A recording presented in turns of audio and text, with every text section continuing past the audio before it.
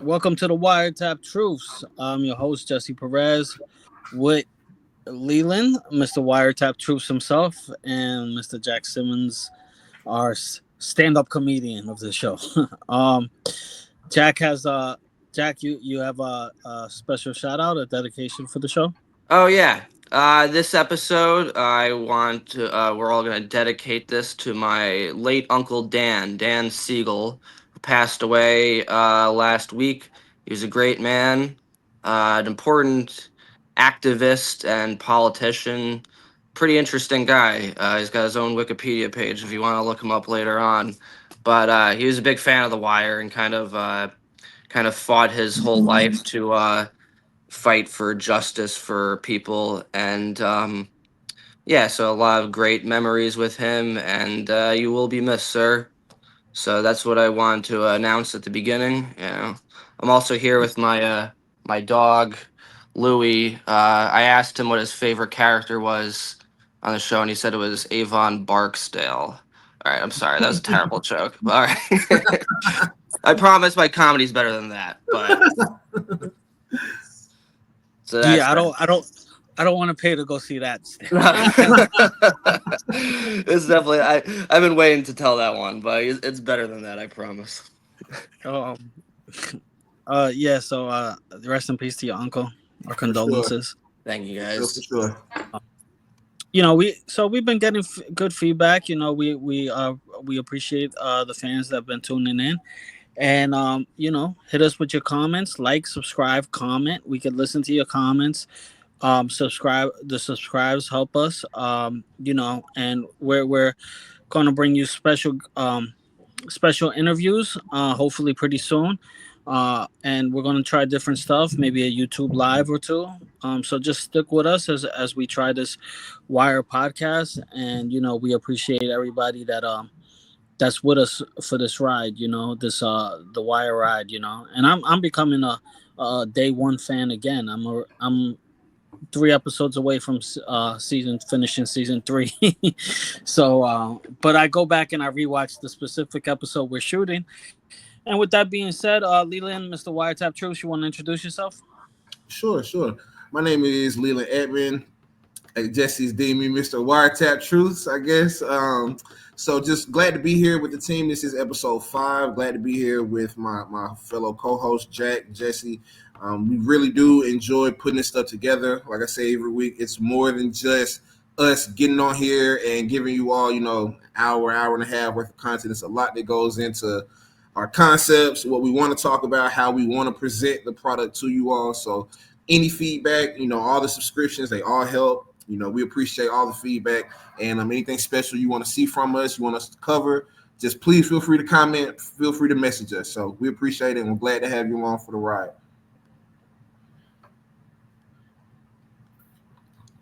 Yeah, absolutely. And as Jesse mentioned too, it is crazy how you rewatch it and you kind of just like fall in love with the show all over again.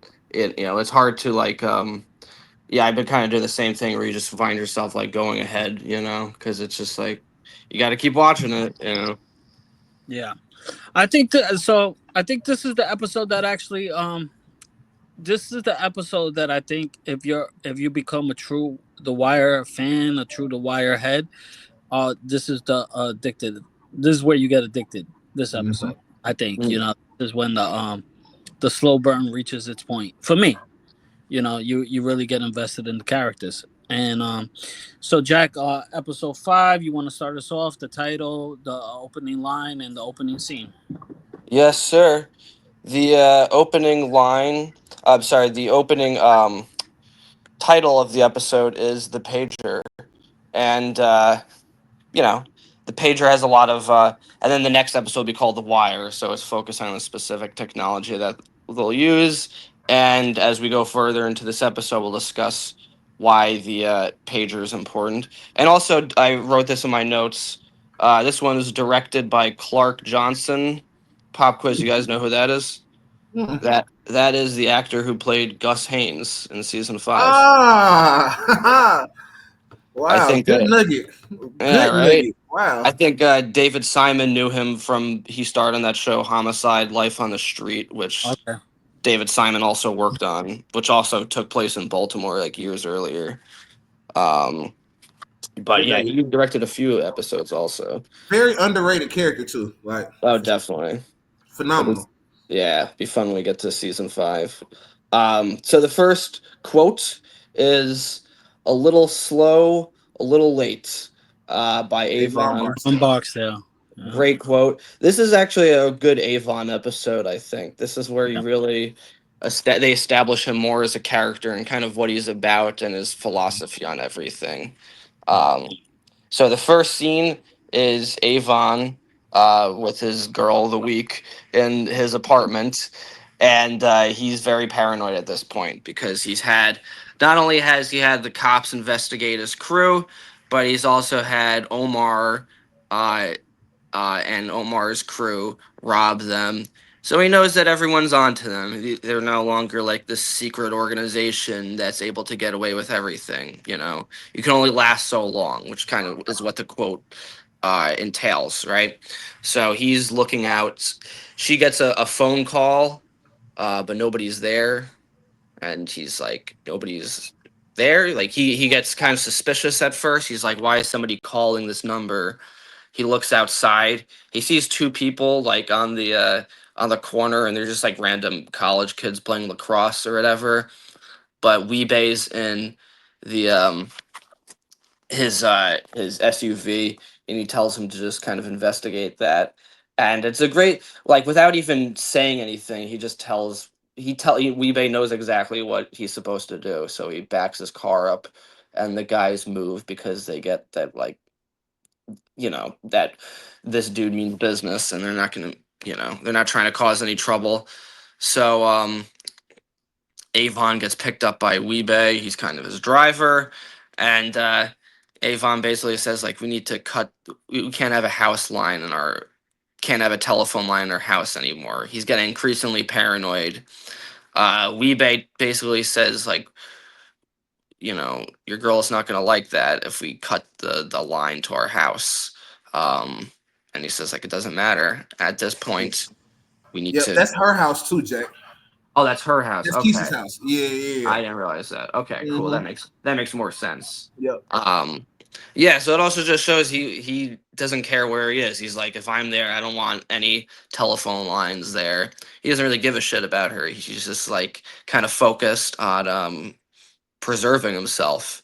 And it kind of also shows that Weebay, even though in the first episode he was very like by the books of like not getting caught when he was chastising D'Angelo, Weebay thinks he's getting paranoid, which is, kind of in a way foreshadowing what happens to Weebay at the end of the season. Mm-hmm. How he's the one that takes us, that goes to jail. Yeah, I like the scene. I like Avon's paranoia. It's warranted too. It kind of shows why he's in the leadership role. He's paranoid at the right times. What's Yep. the next scene, Leland? Unless you want to say something. Yeah, no, I was gonna say the same thing. I just noticed his paranoia, about even before he walked out the house, just looking at them kids and then just telling Weebay, making sure the kids weren't opposition. And then he looked at him and he told him like, just get it done. Like he don't really need to say much to the people that work under him to let them know, like, hey, look, I'm serious about this. Don't question me, kind of thing. Like he's really he don't speak a lot, but it's very powerful when he gives you a command for sure. Yeah. Yeah, he gives that look of like, just do it. And then Weebay's like, okay, I guess you're the boss. Um, so after the credits, we see Omar and Brandon and John Bailey, which is great because I never actually knew that guy's name until rewatching it this time around. It's kind of funny that that's his. I don't know why it's just a very like boring name for a guy like that. Um, but they're basically plotting how to rob these other dealers that are they're like low level street dealers, and they're kind of like uh, Omar is basically showing his plan in the dirt. He's writing down exactly. It's almost like he's plotting like a. It made me think of like football coaches, how they designed the X's and O's. the X's and O's right. And he's like, okay, you go this way, you go that way, and you know, what's his face? Omar has a great line where he's just he's just like, I'm just a guy with a plan. And then John says, yeah, and a shotgun. And then that kind of shows like they have this power. Now I have to ask you guys a question because it wasn't clear to me. Were these guys that he robs, were they part of the Barksdale crew, or are these guys just different I don't dealers? think so, because he says at the beginning, he says these. He said East Side chumps or chumps. I don't know if he specified the destination, but I think he said, yeah, these East Side chumps are nothing like Avon's people. He Mm, said that before he started plotting in the sand. So yeah, they're not. No, they're just a low level crew that has a sloppy setup that he knows about. And right. we'll touch on that a little bit when we get to the scene when they actually do the robbery. I'll point out something for you for sure. Okay. Yeah, Because this guy, that's kind of good then, and it's not the crew because it kind of just shows like a day in the life of Omar, like right, what he's about. right. You know, this is how he makes his money. This is his bread and butter, and he's so good at it. Um, so I kind of like that it's showing like other dealers besides the Barksdale crew who are like less prepared and less competent than the Barksdale crew. Then we get to the next scene, and it's in this dungeon little alley, the office that Daniel's crew. Daniel's, by the way, I just want to mention he's only in one scene this episode. I think this like he's only in Yeah. one. He's in one scene, I think, which is kind of cool because every character I feel like has their own like time in the sun, and this one they were just like we kind of spent a lot of time focusing on the other episodes. Yeah, this one he's barely in the episode at all. Um, and Wow. then yeah, so yeah, this is more about like McNulty and Avon. Phelan, the judge, and the state's attorney, and also Perlman are having McNulty and Greg's basically pledge an affidavit that they're able to clone a pager. Um, the thing that just stood out about this scene was how fast they go through it. They're like, yeah, yeah, they just wanted to get it done. It's this very like legal binding process, but they understand that their time is of the essence. So he makes that joke like he's like, I now pronounce you man and wife, and Perlman actually has like a little line too, where he calls McNulty like a troglodyte, kind of flirting with him a little bit, and he gives her a look, and it's like it's clear like to other people, it's clear that they have something going on between them two. Because Greg's notices that. Um, so yeah, then they finally have the beeper and the pager rather that is cloned, and it's up to be used. And Phelan says like celebrities are always smaller in person, um, you know, and that's that scene. Then we get to Omar carrying out his plan, which is what like was established in the previous scene. Omar is and it shows the power of him because he has that song that he's whistling, and I have Hmm. the name written down here. It's like da da da da da da da da. It's an old song. It is. Oh, the farmer in the dell, which is Yep. like that's um it's almost like an old like Civil War type song that people used to sing, you know. Yep. It reminded me very much of like the scene in like Kill Bill where the one-eyed woman goes around whistling, and it just shows his power that he's able to walk around the streets with a shotgun.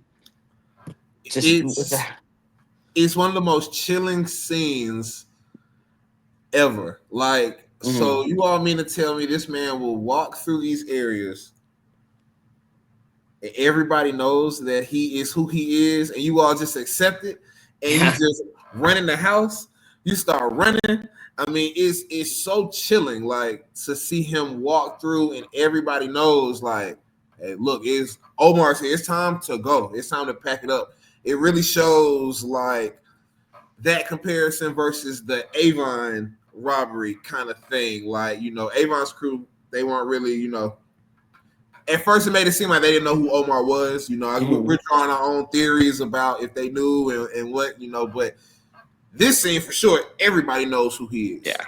You know, like for sure. Oh yeah, his reputation carries him because it is true. It's like, you know, somebody could theoretically like just shoot him from a window, but Why he not? just, you You know, know? yeah, like some kind of Lee Harvey Oswald type thing, or just, you know, from 2 stories up. But he just has that power and that reputation. He doesn't even. He's not afraid of anyone, you know, and Nope. he's able to walk the streets in broad daylight Yep. too. At that. Yep.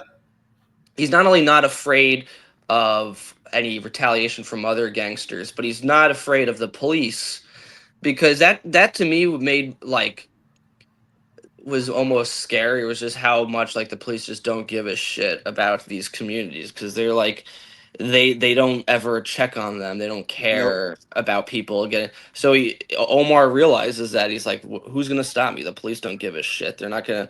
He's in reality he's robbing people that are already breaking the law. So he knows for a fact Damn. that they're not going to care about them doing that. You know, like if he was going around just robbing random people on the streets, that might make more of a like a statement, but no drug dealer is going to tell the cops like, hey, this guy robbed me of all my Of my drugs. drugs. Yeah.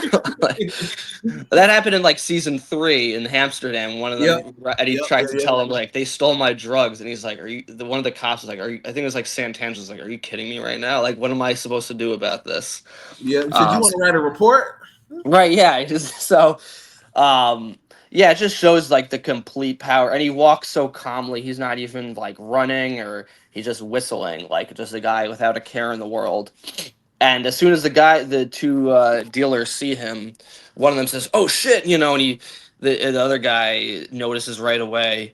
He drops his Walkman Yep. and starts just running like an idiot. Honestly, the way he was running was very funny too, because he drops everything. They're so you think these guys have like power, but they're just clumsy, dumb kids. You know. It's so funny you caught like how goofy he was running, because I took note of how somebody else was running in this same episode that made me laugh too. So that's so funny that you caught that, like how goofy he was laughing. Yeah, he was running I think it's also because it's like his pants were clearly too big too, so he just looks for so sure. clumsy running that way. It's like a small detail I find like the actor did a great job of portraying that, you know. Um, and it's funny because they also have like what are they called, like a runner. That's their job. They tell people, hey, and he says like Omar's coming, you know, and so he even warns them like ahead of time. Yep. Almost like a like a Paul Revere type 4th of July. So the guys run into the alley, and like they think they're away, but Brandon and John already have them trapped, and they realize they're fucked now. There's nowhere for them to go. The plan came into perfect fruition. And Omar takes his shotgun and he puts it on the guy's necklace, and he says like the cheese stands alone. Which I didn't. Was that the name of the dealer? I didn't understand that quote. I think that's from the song, you know? Okay, And the that cheese makes thing. sense. The cheese stands alone. I think it's actually not the farmer in the Dell. It's another song. I think it sounds like the farmer in the Dell. It might Okay. be, but he's finishing the lyric of the song and the Yeah. cheese thing. Okay. And Jack, I never thought to even research what that phrase meant. That is like I kind of knew what he was saying, but I never thought to be like, okay, where did that come from? Like, Right. I get kind of what he's saying though, like, but I never thought like, what does that mean? Well, you know, Yeah, you just accept it as like Omar's like, all right, I guess that's what he's saying, you know. he stands alone, you know, right? If one of the people in the comments knows what the name of that song is that he's whistling, please let us know, because we are trying to figure that out. All right, it's a good way to get some engagement. So the next scene, they're in the Oh yeah, about that scene. Sorry guys, I was doing something. It's I liked when he said, "You're him, right? You're danger." So you know they're kind of telling us that how badass Omar is, right? Yep, that's what we're talking That's about. kind of it's kind of funny too, because I always thought that like we kind of just assumed how badass Omar is, but it's kind of it's kind of said to us throughout the show too, from the people. Like, you know, oh, this kid, like, that's Omar. He's fierce, right? Right from Bubbles. Him. So we're kind of told that he's him. You know. Yeah. It's a great point. No, I forgot about that line, and it's a great like it's their reactions that show it by the guys because they react like they just saw like they're in a slasher movie and they just saw Michael Myers. They're just like, oh shit, and they immediately run away. Mm-hmm. Like yeah, it's his reputation that carries him forward and is able to make him act fearlessly. You know. Um. Yeah. No, that was a Yeah. great Omar scene. Kind of the first time you see him like in action, really. Um. So yeah, the next scene is they're back in the low rises, and D'Angelo is there with Bodie and Poot, and a little like contrasting because Bodie and Poot are talking about women and getting their dick sucked, and like, oh, you got to use a trash bag on this woman for they're talking about like using a condom when he gets his dick sucked, and it also shows that they're like young too because there even mentions. I think it was Bodie that says like you don't use a condom when you're getting your dick sucked. Like you can't get. He's like you can't get AIDS from getting your dick sucked. You know, it's just it's funny because you forget like they're really just kids. It's just they're shit Yep. talking. You know what I mean? It's like it's just like how any of us talk. Like we're just hanging out with our friends, just like talking shit. Bodie is Um, 16. He's 16. Like Bodie's 6. Yeah, he's 16. yeah. So it makes sense. They don't really like.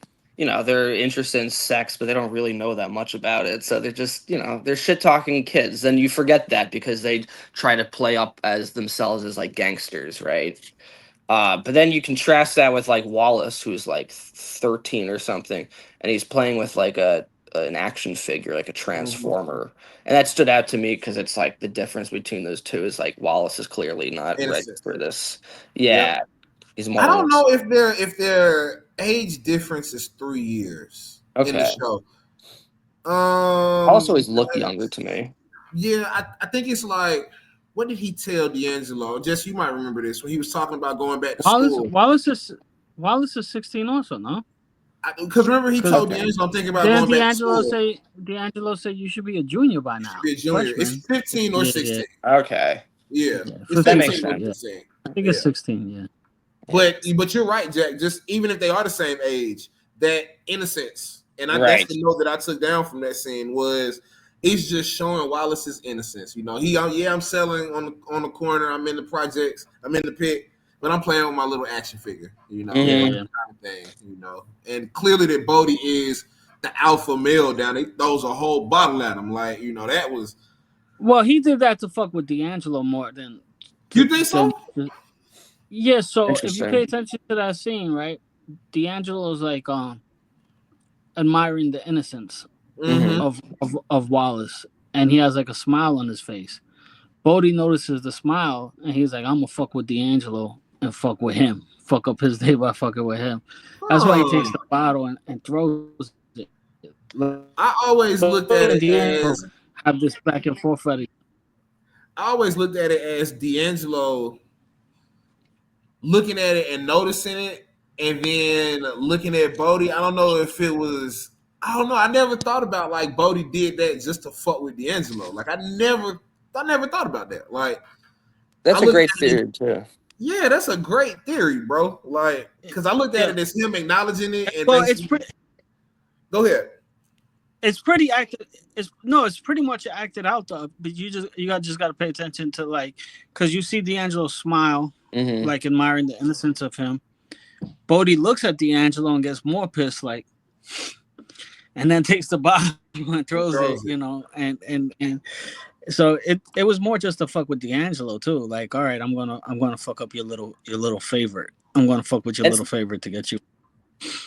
it makes sense too, actually. Now that you bring it up, because in that scene, Bodie's is kind of like bragging about like how much pussy he gets, right? But Mm-hmm. D'Angelo is constantly cutting him down with remarks. It's like, what do you know about that? Yeah, He's yeah, like, they have this back and forth, Facts. but Yep, he's yeah, that's facts, constantly bro. making those remarks of like Bodie's trying to seem like an alpha male, and D'Angelo, even in the previous episodes, D'Angelo is constantly making remarks, basically like undercutting his ego. And even then, he's talking about, oh yeah, the girls you slept with, like, you'd have to use like a paper bag over that. Like he's constantly like putting him down in like a condescending way. And it is true Yeah. that there's like a tension build up between D'Angelo and Bodie. And Bodie even says, like, I wouldn't fuck her with D'Angelo's dick. Like, so Right. there's like a little bit Yeah. of an unspoken tension between them. So that is a great catch there. So And as when they soon as say he throws that, what to each other, right? And then D'Angelo goes, you know what, yo? And then he's like, never mind, I get Fuck paged. it. Yeah. What would have happened if D'Angelo didn't get paged? Like, does D'Angelo throw hands with Bodie? Hell no. I took a note from a later scene that we're gonna touch on. Hell no. To answer your question. yeah, I don't think D'Angelo is much of a fighter. I think honestly, like Bodie could probably take him in a fight. For It's sure. just funny I that think so. It's just funny that he got paged so conveniently at Mm. that exact moment. It was like, you know Yeah. what, yo, you know what? So like, what are you gonna do if you don't get paged? But Also, no, too, just he was touching on good. the Wallace scene, there's no way that you can look at that scene from that kid playing with that transformer and be like, man, in 15 years, he's gonna be one of the biggest faces in Hollywood. Yeah. There's no way from just looking at that scene you would think that, bro. Like, man, He's gonna it's be Killmonger. Yeah. Creed. Like, he's in a trilogy. Like, there's no way you could have looked at that and took that from. I'm just talking about that scene. Like, Mhm. even his character as a whole. It was only Even one his scene. character as a whole at that Yeah, time, there's you would you wouldn't have thought that. Like, no. But you never know though. I mean, right. Ryan Gosling was a minor character in Remember the Titans. Yeah. Um, Those small roles that stay with you. Yeah. Wasn't Avon in Remember the Titans too? He yeah, was. their That's movie. it's Yeah. true. Yeah. He So, was in a few small roles. He was in the movie As Good as It Gets for like one scene a long time ago. But yeah, all these guys have a lot of smaller roles. I remember seeing Bodie in the show called The Night of on Mhm. HBO a few years back. And wasn't he in Oz? I never he watched was Oz. he was in I never Oz. finished Oz. Yeah, Yeah, he was but in Oz. They were both in The Sopranos, actually, Wallace and Bodie. Yeah. In season one, and like really, very small, which I think season one came out like 1999. So this was okay. like, and I bet you the casting directors were like, hey, these two people that had like tiny roles on this show, why don't we bring them in? Because I think that's how it works with studios like HBO. They often recast actors from other TV shows. Yep. So they probably remembered, oh, these guys Yeah, have you small. find that with a lot of studios. That. Like Netflix Um, uses the same actors. Yeah, let's get on to the next scene. oh yeah, yeah. To the- But yeah, just the last thing I'll say about that is it is evident that I think one of the recurring themes is that D'Angelo really isn't like tough or anything. The only time we ever Yeah. hear about him killing some woman is when it's a naked woman that Avon slept with that he's like bragging about. He doesn't kill And he anyone didn't that's even like do it. right, Yeah. He didn't exactly. even do So it. D'Angelo's a pussy is what we're trying to say, guys. And you know what? Before you move on, Jack, I don't want the audience to think we just bash D'Angelo every week. Oh yeah, true. We're just analyzing the Right. scenes as they come in. We don't hate D'Angelo or nothing. I like But- D'Angelo. Okay, but that's why I say it's inconsistent writing because there's another part that comes up where D'Angelo's kind of like, I don't know, like he kind of sticks up for himself with Stinkum, where they're talking about like the pit, and he's like, "You think I'm dumb enough to like get pulled over for like missing a traffic signal?" Oh, He's like, yeah. he's like, I don't know. He said, but my squad is straight. Like he kind of speaks up for himself He at does. times. No, he does. So it's He kind of does. like it's a little inconsistent writing with him. Mhm. Yeah. He's the main character, and us doing these analyses that I noticed were like, all right, maybe his character development and character writing is one of the few that I have a problem with. After like going back and redoing these recaps with you all, he's one of the few where I don't know. I think he's complicated. Yeah. But I think it leads up to where he ends up when he dies. I think it's what everything is kind of leading us up to in a way. Oh Like, yeah, I mean, yeah, sure, it's a you story. know, No, yeah, absolutely. He's an interesting character. I think he's complicated, but I don't totally get that. But next scene, they are in the back in the office when D'Angelo gets the pager. It's great editing because we immediately cut to Freeman and Daniels getting the page number on their computer screen, and Freeman's explaining how that works, and then he says 6 intercepts so far. It's 5 aren't working numbers, and that basically like they're using a dead number so that they can't be tracked. And not only that, but the numbers that are working are all from a code that's not being found out. Mm. And this is the first episode that we see Prez Belusky's arc because Yep. he immediately comes in. He's bored of just working in the office, and he's like actually taking an interest in what they're doing. Um, and we start to see like the human side of the guy. He's not just like a piece of shit cop. He's actually, you know, he's a extremely complicated character. intelligent. Yeah, he's very intelligent. When he's very complicated, and this an interesting character. And this episode in particular shows like who he is and what he's about. Um, so yeah, he'll come up later on in this episode too. The next scene, we're back to the towers, and Greg's and McNulty are basically saying like how we're gonna find Omar because they know that Omar robbed the Barksdale crew. So we think, hey, if we can get Omar, maybe he can help us out a little bit. And it shows that like McNulty and Greggs are also fearless because no other cops would ever try to get this guy. He's a raving psychopath who walks around the street in broad daylight with a shotgun. And they're like, why don't we just see what he has to say? Like they're just fearless in that regards. And one thing that was funny about this scene is that they're all talking about their plan of like how they're going to scope out Omar, and then you notice McNulty says, "All right, you want to drive Bubs back?" And we didn't even notice that Bubs was in the car until like the end of this It scene. pops up. Yeah, he just wakes and I'm like, oh, okay. And again, it's like they're both like babysitters. They're like taking care of him. And Bubs has a great line where he's basically like, "You guys this is boring as shit. How do you not want to get high doing this?" Love it, love it. One of my favorites, one of my all-time favorites.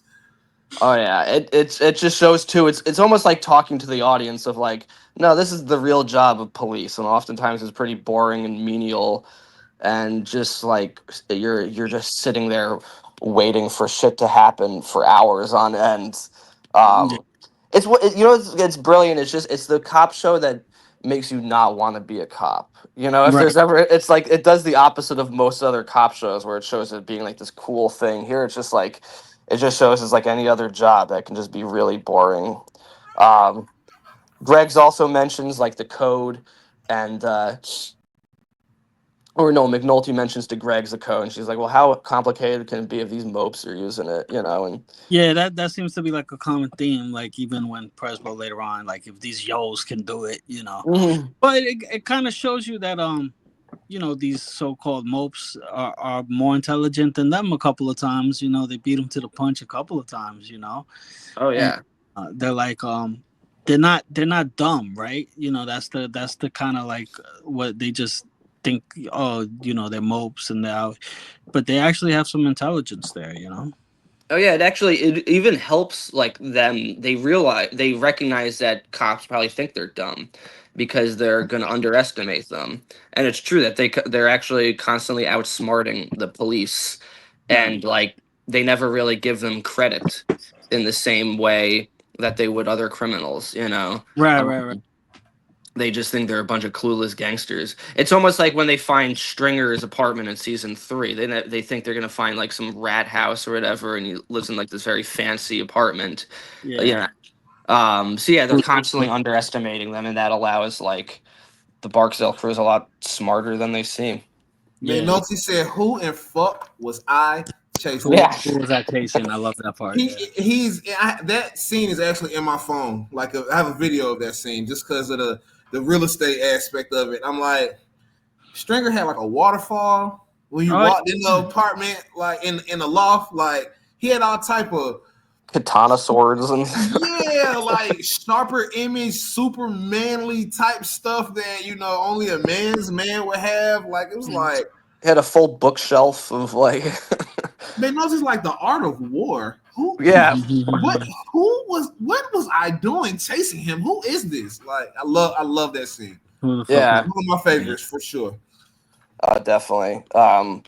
That is so. Then the next part, they're back at the tower. Speaking of Stringer, and he's talking to D'Angelo, and we always talk about how Stringer kind of like disregards D'Angelo, and you really notice that with he Idris Elba's hates him. acting. He He doesn't. fucking He hates him. hates him. Even when he's talking to him, he's constantly like not looking at him. He's just Yeah. like he Yeah. doesn't care about what he's like. It's very condescending in the way he's speaking. He doesn't give a shit. He even though like he just treats him like he would talk to Poot or Bodie because he thinks of them as being one of them and And not not one. even Bodie. He talks to him like poop. Like not even like he's Bodie. Like Mhm. it like I said, you all, as we go through these episodes, if you just watch all of their interactions, Stringer, like the disrespect to D'Angelo is, I mean, it's evident in every single scene. It's every scene that they're in together. It's something, whether it's a look, a walk away, Mhm. a look away, or just something. There's something every scene that they Well, he interact with. he kills him and sleeps with his girlfriend in front of his Yeah. picture. I mean, I wasn't even gonna even bring that up, but Yeah, just to add insult to him, he just has no respect for him. Um, And that's honestly one of the reasons I hated Stringers because I actually like D'Angelo as a character. It's ironic that Yeah. because I really did think he was a good guy, but yeah, in this scene in particular, like Stringer's constantly looking around. Not that what he's saying to him is like anything disrespectful. He just doesn't care. He treats him like a nepo baby. Like he doesn't treat him as an equal in the way he would talk to like Avon. mm-hmm, Um, and he's basically saying he's like, there's a lot of attention recently, and he devises kind of a brilliant plan of how to deal with. He says that somebody's been snitching, and he says one thing you got to do is not pay them, mm-hmm. and then the people that come up to you and ask for when they're going to get paid, those are the people you don't have to worry about. But the person that's not complaining is the person that you have to worry about. And D'Angelo says like, wouldn't they just like leave then? He's like, what do you think they're gonna get a job or go to college? And that was great to me too, because again, it's like that theme of like disrespect. Like they don't even. He's like, with these people, they have no options. Right. It's not like a normal employer-employee relationship. It's like Yeah. you work for me because you have to work for me. You have no Yep. other choice. Yeah. You're not gonna go to McDonald's and get a job. This is your life. So he recognizes like you can do this to them, and Mm-hmm. kind of kicks D'Angelo in the butt a little bit and tells him like, "Hey, this is you need to start stepping it up."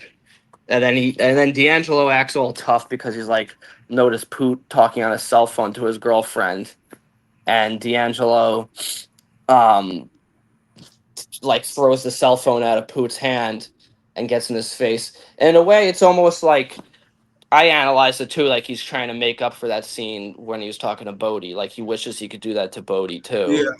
Good Um, good catch, good analysis, and just going off of what you just said in terms of catching how Stringer looks away, right? mm, After Stringer tells him, "Hey, I want you to not pay them," you know, and he's like D'Angelo, he's like, "Man, that's kind of like that's a really good plan, Stringer." He's like, "Man, you know how to box somebody in the corner," and then before he could really even get his words out, Stringer's like, "Man, look, go deal with that." Like pretty much, yeah, get out my face. Go yeah, deal with that over there, kind of thing. And like you were just mentioning, Jack, about D'Angelo walking up on Poot. This is what I took down from the scene. This is what I was talking about a few minutes ago. D'Angelo as a gangster is so weak. Okay, mm, like I mean, you walking up to Pooh and slapping the phone out of his hand, like you said, Jack. Well, why you didn't try Bodie like that? Why you didn't? Why you 'cause didn't try Bodie like that? Like I don't know. Him as a gangster is, Oh yeah. He knows who to do that with and who you not. know, right, exactly. He knows that he could probably take Poot, but it's like Bodie. He recognizes he has no control over, and even in the last episode, or maybe it was 2 episodes ago, when he's telling the story of the tap tap tap, the only one who wasn't impressed with it was Bodie. He Was just Bodie. kind of Yep. gives him a look of like, yeah, whatever. Like, and D'Angelo recognizes that. He recognizes he has no sort of like, he doesn't get the respect from Bodie. But And doesn't he tell Poop, hey, you know the fucking rules? He says that, right? mhm. Yeah, yeah, yeah. Well, why didn't you know the rules your first day out? Talking in the Well, car. but I think that's the show's way of showing us from I Rebate know. to I'm him. Yeah. nitpicking. I'm nitpicking. You know, I'm just going back. You know, I'm just saying. You know, well, Well, I think he's a hypocrite. Also, he's trying to talk all this shit. And he doesn't follow his own rules. yeah. He's got some weaknesses as a person. And that to me was just like him trying to overcompensate for that because Bodie got in his face the last scene, so he's trying to like show like, yeah, don't fuck with me a little bit. But we all But know that he would react differently if it that had. just seems to be a theme of the show, though, of you passing along the message that you were taught. Hmm. You know. Oh, definitely, yeah. No, Facts. Yeah. Good. True enough. Yeah. Even if I did break the rules, I'm telling you not to break the rules. So, yeah. right. It's True just enough. yeah, do as I say, not as I do. Facts. And that's kind of like what the Barksdale crew is all about, really.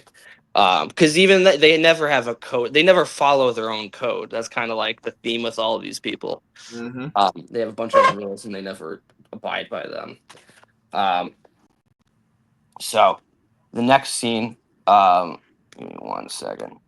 We're back into the office, the dungeon, and Mahone is downstairs just wobbling like a penguin. It's my. I recently watched the HBO miniseries, The Penguin. It was great, but the way that the penguin walks is the same way as this guy. Like they're both waddling from Looking, side to looking, side. looking crazy at 9 in the morning. Yeah, Like can't even about to drink in the office. Like, I mean, oh my gosh. Oh goodness. They were terrible. Them two were terrible. They were they terrible. were the worst. They were as bad. They're a different kind of shitty cop, but he's just such an incompetent asshole. And he notices like Presbeluski copying a telephone, Yep. and he's like this fucking detail. Like he's annoyed that they're doing work that's not his normal shit. That's what's funny is like he's annoyed by them doing work. He's just like I just want to be able to drink and talk to my old ass friend and bullshit the day away and eat ring dings. And these people are having me do any other like actual police work, and like that's what bothers him. Uh, and it just shows like now Presbo is actually into the case because this is pretty interesting. Um, this scene next, we get a little McNulty character moment. He's in the car with Greg's, and again, they're just waiting, um, waiting for Omar to come around. And McNulty gets a phone call from his wife. And by the way, I just wanted to mention like how great Dominic West's acting was. Yesterday on the 4th of July, I was with one of my cousins who's like from Eastern Pennsylvania, and he has that very specific accent. I was noticing like Dominic West, his Baltimore accent is just incredible. It's so like real. It's a British guy Yeah. doing an American voice, but it's so like specific to that region. Yep. Yeah. And like I was like, Same damn, with that's Stringer. I saw a recent interview with Stringer, and his English accent is so his real accent is mhm. so thick. Like, I mean, you would never watch that clip that I saw recently and think, damn, that's the same Stringer. Like his accent is so thick. Like it just shows the range of these actors on this show is some of these were street people, like Snoop. I don't know if you Mhm. all know Snoop's true story, but like a Yeah, lot of yeah. these actors from The Wire, their range it's unbelievable. Like they're top tier actors. There's some top tier actors from this show for sure. Oh, definitely. They definitely did their homework here, and he gets a call from his wife, and that whole phone call is like in close up, and you just see his range of facial expressions. It's like a typical divorced dad being hassled by his ex-wife. Mhm. He's taking his kids to his apartment. He's just like this fucking. He's like, yeah, I'm getting the sheets, and um, And then he has that moment where he tells, like, he's like, you know, a person less dignified than Yeah, myself might call call my her. ex-wife a cunt. I'll see you next Tuesday. I'll see you next Tuesday. Yeah. Beautifully written dialogue. That little piece of, not me, somebody else, but not me, Yeah. somebody else. Yeah, phenomenal dialogue. Love He's that like, "Did you just moment. call the mother of your child?" He said, "Not me, He unless said, a "No, man I was." didn't. No, I didn't." And another thing too, I took down from that scene. He asked Kima for her cell phone. I mean, Noti didn't have a cell phone, I guess. And 45 minutes in, we just want to tell you all, please like, share, subscribe to Wiretapped Truths. We appreciate it. But McNulty didn't have a cell phone. Like, maybe not 2001, 2002. Maybe everybody doesn't have a cell phone yet at this point. But Yeah. I don't know. Yeah, no, Yeah, it's a good catch. maybe not. Um, I don't think everybody does have a cell phone. Maybe Yeah. I know he has one in like season 5, I think, because he calls what's the girl? Bodie. He calls Bodie when he's in the bar drunk as shit and he's about to use their phone. He's like, "Oh shit, I got a cell phone in my pocket." and But just stumbles in. Yeah. yeah, but 2002, maybe not. Yeah. Maybe I everybody didn't have does a it. cell phone in 2002, but then again, I was 8 years old. Yeah. Um, yeah, it's a good point. I never thought about that. The next scene too, they're back in the projects late at night, and um, Herc and Carver come and arrest Bodie. Bodie. Yeah. You know, and Bodie immediately knows. It's like, oh shit! They don't even like announce. They just immediately run out and start beating him up. That's what I was talking about earlier, Jack, about the funny running. The Yeah. way that Carver is running through the projects to get about hilarious. Oh yeah, He's running so mad and so focused. It looks so freaking funny. So when you yeah. said that the dude was running earlier from Omar, how funny he was running. I have that note right here for when Carver was running at the Bodie, because he's got structure, he's got form. Like he's like, oh no, I'm about to chase him down. I'm sick of this shit. Like it looks really funny. Like I'm surprised Bodie didn't have no permanent damage with how many times they beat the shit out of him. He gets his ass kicked so many times. But it's so funny too because It's they're kind of such like a running idiots. gag with the show too. All the time, Bodie gets his ass kicked. Yeah. Oh even yeah, when he's out legitimately, and they pull up on the grandma's house, and they pull the car up, and the car is not even in park before Herc opens the door. He jumps out, he slaps the shit out of Bodie. I don't know if you all know exactly what scene I'm talking about, but that's another funny scene. Like, and he's like, "Yo, I'm free. They let me out. Like, chill." Like, But he slapped the shit out of Bodie. It's a funny scene for sure. And they're so serious. Well, it just shows the difference because like McNulty and Greggs and Freeman, like they're trying to get like the top dogs. They're doing like real police work, and they're very serious about it. And Carver and Herc are so serious about what they're doing, and intense about but they're just chasing some like 16-year-old kid who's at like the lowest level. Like they don't, they think what they're doing is so important and like essential. It's like all they're doing is just like chasing some kid that they can't keep track of. I never thought about that. Damn! Wow. I It's so never thought about stupid. that. Like, That is pretty funny. Yeah. like yeah, they're just like so dedicated to catching this kid, and it's all about their ego too. It's not like he's important to the case. It's just they don't want some kid like outsmarting them, which they are. Then the next scene, McNulty kind of coming back, had a few in the bag. He's drinking, putting together IKEA furniture. And as we've all known with IKEA furniture, it's better to do it drunk because that shit sucks. To do that, and that's a foreshadow moment to season 5 too. When Kima asked, "Where do you get kids' furniture from?" and he's like, "IKEA." Yeah. And it shows season 1 he's putting together this weak ass furniture. Well, I also think it's a great portrayal of a divorced dad who's like he knows he messed up, but he's still trying to be in his kid's life. He still wants to be a dad. He cares about that, about raising his kids properly. That he's willing to like spend whatever off time he has, like just building some furniture for them so that they have a place to sleep when they're at his apartment. Because we see his apartment in the previous episode, and it's not meant for kids at all. It's just a bed, like a bed that doesn't even have a stand, and and a phone. And so he's like, I got to make this more like kid accessible.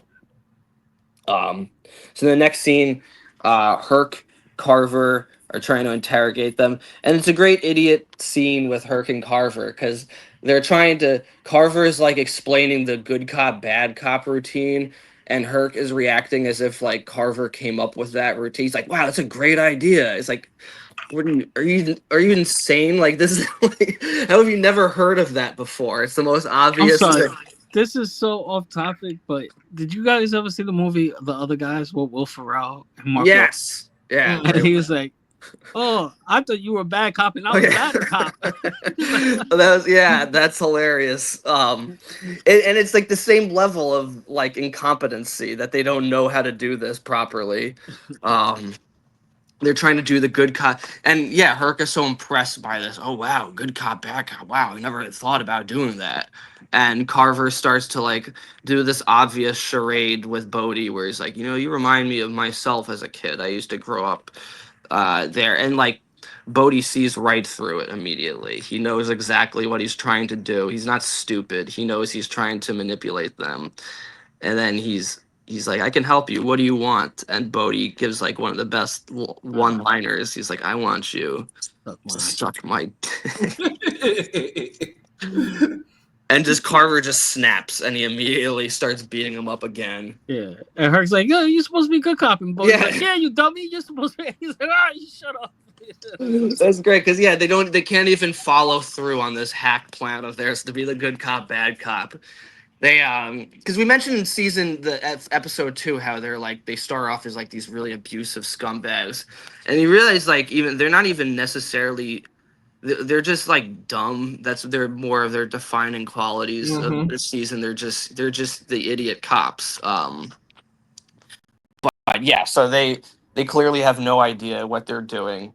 And Bodie, like you all said, Bodie knew. Like, you remind me of me. Like, that was he doesn't. Yeah. No, he doesn't. He doesn't. And then he also says Bodie acknowledges just him being intuitive, if you will. He says, I'm 16. So what? There's nothing really that's going to happen to me. I'm only 16. Yeah. It's not like anything crazy is going to happen to me. I'm only 16.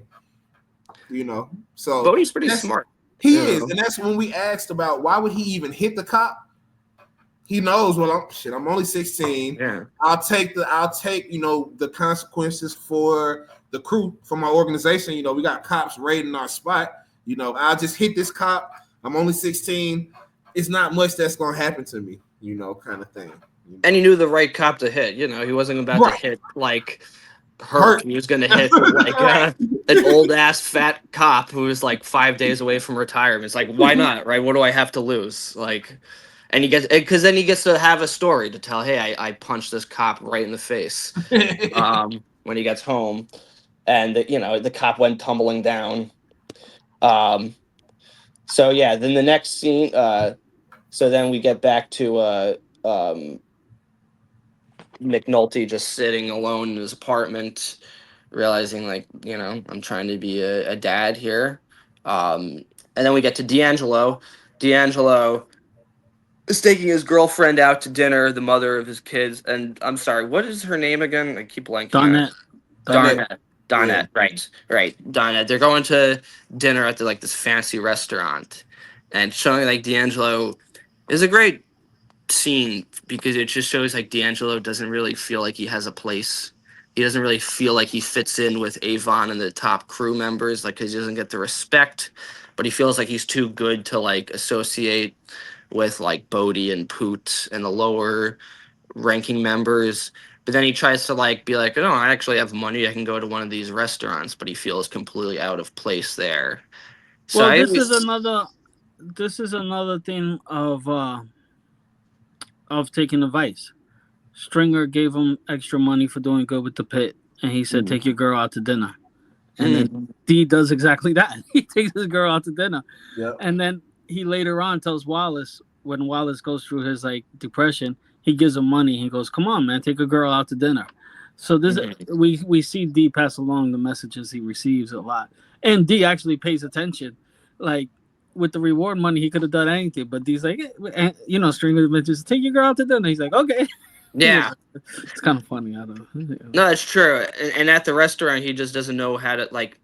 He doesn't know to like make a reservation or anything, and like he's kind of just surprised at that. He doesn't feel like he honestly. What's interesting because he feels like he asked Dinah. He's like, "Do you think they know?" Yeah. Like, and nobody in the restaurant has any idea, or Uh, do they give a shit at all? Nobody's paying attention to him. He just feels like they are. Why would they know? Right. Yeah, exactly. He's like, It flashes to like this old 70-year-old white guy. Like, what? Why would he know what you do, Diaz? yeah. And I Come on. like that too because like in a worse show that everyone would be watching them like, oh my god. But in reality it's like nobody cares. Nobody thinks of two thoughts of that, you know. If you saw random two people in a restaurant, like why would anyone care? She even says she's like, you're not the only black people in this restaurant. Like Right. other people don't give a shit I about think that. what he, yeah, but I think what he was trying to say is because they're like the other black people are like kind of like dignified, and he's like kind of like street clothes, and No, I get that. I'm just saying it's from his perspective that he's like wrong. Like Oh he yeah, thinks that like, oh, we it's so obvious that we're from the streets, but in essence it's really not. And like no one. yeah, yeah, He I don't even think, like he said, he mentioned it. He said it's not even about the black thing. It's just about we're not from here and we're gonna come out here and then we're gonna go home. But even so, still, even more so. So why would they know what you do they're an hour Right. and a half away from you? Like that, him asking that moment in that moment just was, I don't know. I don't know. Well, yeah. it showed like Usually, his insecure. You know, he's like he feels so insecure as a person. keeping it honest with you all, usually I used to skip that scene. Like that's how much I dislike Mhm. that dinner scene with him and Donette. Like it's Oh just, wow.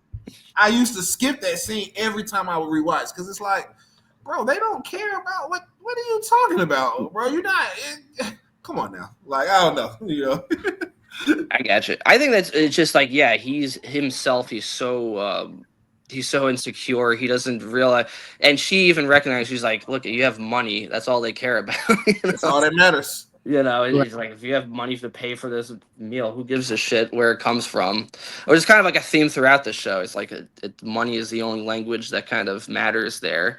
Um, yeah, no, it is an interesting D'Angelo moment because he just has no idea.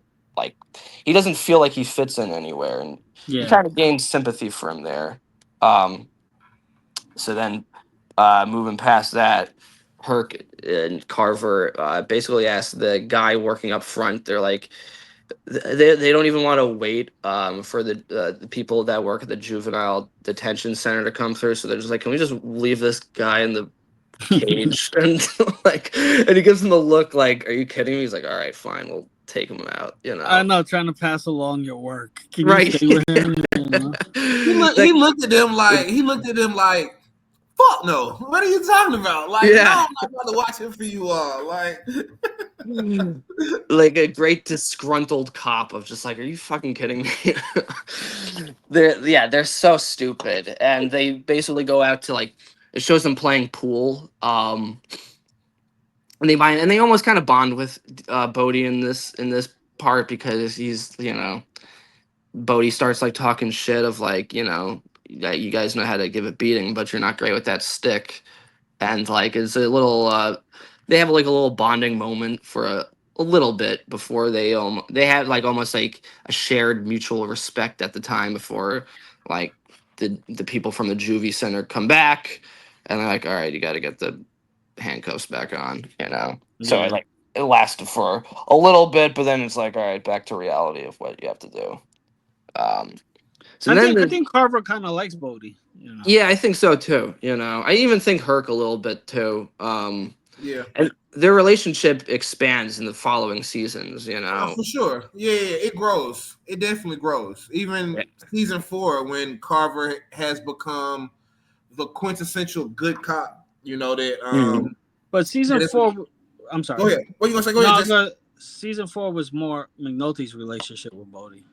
Yeah, but in the beginning, in that first episode, Carver says he acknowledges like how far back they go. Where's the love, Bodie? Where's the love? Yeah. Where's the love at, Bodie? You know, and You know then how that's far when me, you know made how far notes is back like, me you and know, this he beat the wire, you know, by claiming entrapment. Like smart kid, you know. Yeah. That's Like, a great so scene.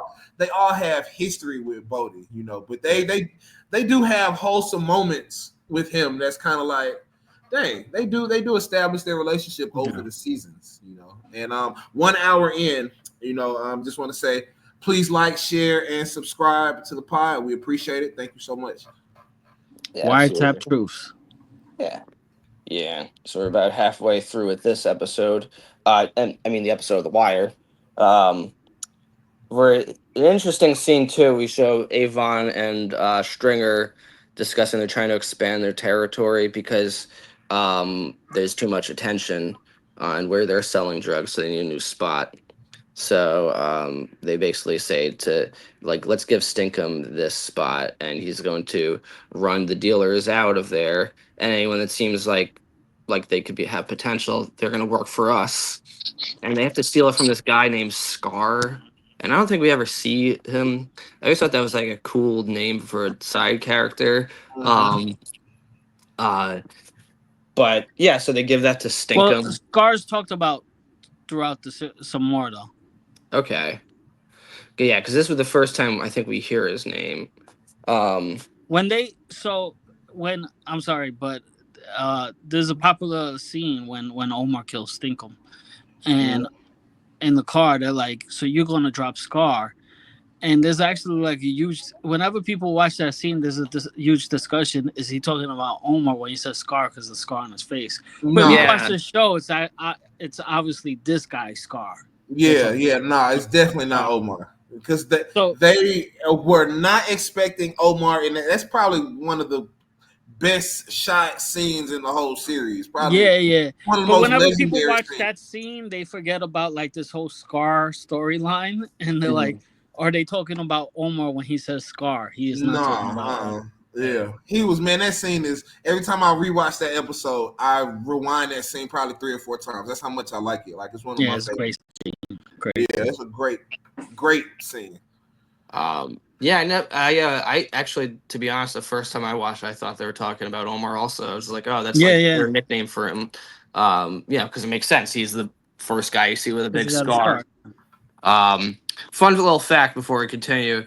They were actually, I read that they were originally going to get rid of Omar as a character. But Michael K. Williams just blew them away with his performance. They're like, let's just keep him. That, and I think the audience reaction to him. Yeah, he was clearly a fan favorite of the show. So then, that sees their plot. They're trying to get less attention, Avon and Stringer, and so they're taking money from the strip club and moving it. And there's a great line from Stringer too, because Stinkum's trying to be all serious, and Stringer's like, smile or something, gives him a little humanity. And then and just hold on, touching on that too, just about that scene. He says you're gonna put out the strong product. They don't have no strong product. So so you're lying. So we even lying to the people that work for us about how bad our product is. Like, that's just something I call. Like, you don't have no strong product. Everybody, it's all the same. Like, right. They're just full of shit when it comes to that. And they don't even know if it would be strong or not, because they don't do heroin, right? So they're all just relying on what other people are saying. So then we're back to maybe they taste it. Maybe they've acquired a taste to it. Well, I mean, you can. I mean, I've never been in. I've never done it. But you can test it. The people that when they get it, they do some type of purity test or something. Because there's been a few scenes. Well, don't they say do we have to test this out? Don't they say something like that? Not this specific time, but I took testers is just meaning the product itself, not necessarily testing to see if the product is good. That's just what they call, all right, the package is in, we got testers. I didn't take it as, okay, we're just testing the product on the fiends to see what their reaction is. I thought that's just what they call it. I took it as testers in. I took it as testing it on the fiends. Oh, okay. Maybe. Yeah. Maybe. I don't know. I know, but there's a few times where you can see them actually cutting or working with the product, and somebody does a test and he Mm-hmm. shakes up a vial, and it's like, yeah, string is weak. That string is like, well, cut it. He's like, well, we're already cutting. He's like, well, cut it some more. Fuck, like, this is all we have. So anonymous drug dealers make anonymous YouTube Yeah. channel and tell us if how do you know if the product. Or if you don't want to be anonymous, let's no.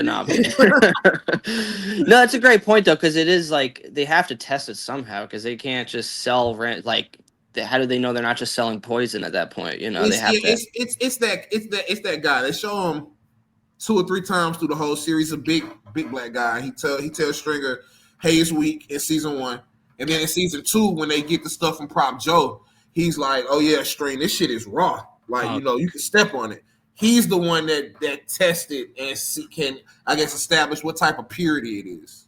Okay, that makes Yeah. sense. That's just funny to me that there's a guy who's like his whole job is like, yeah, I test the heroin for Yep. these people. What it is. Yep. Yeah, that's interesting. Okay, I never realized that.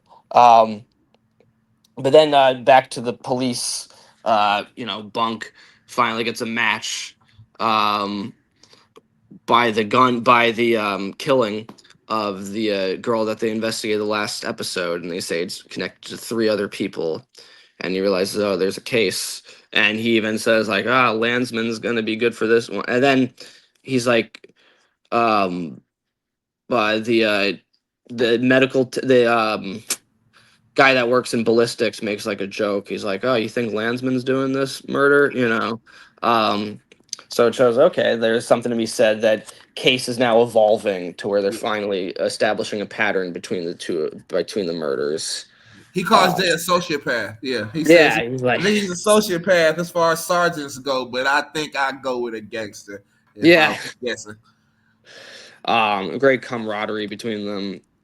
Then the next part, we're now at the hospital, and it's the first time we see Johnny since he gets beat up the first episode, and it's so just really bleak and depressing, showing where he's at.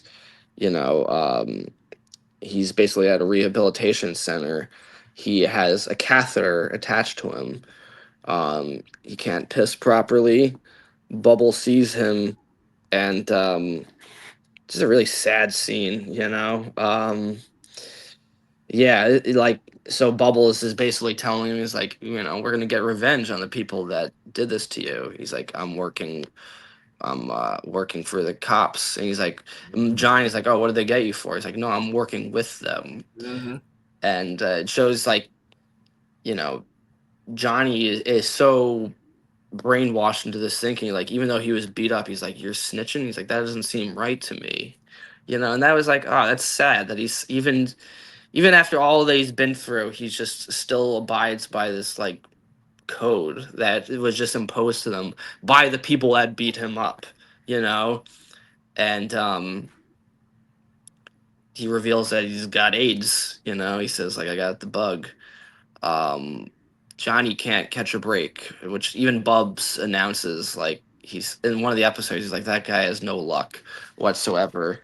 Um Really, a sad character, but never took his sobriety seriously. Mm-hmm. Even so he was going to AA meetings that he or NA meetings, but we both know that, like, as soon as he gets out of there, he's not going to do that anymore, and it's like, it's frustrating, but it just shows the life of being a drug addict is like, it's a series of on again, off again things until you realize, like, there's no way out unless you become sober. And I like Bub's friendship here when he's like, I could he's like you know, um we could go to meetings together. Like, even though Mm. he's gonna mess up his friends a friend to shoot up with, he's kinda like, I'll be there for you.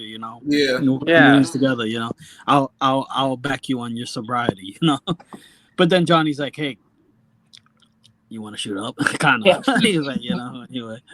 Well, Bubbles is just doing this for Johnny. Like, this whole thing is about Johnny. Right. And it shows like that how deep his friendship goes. Right.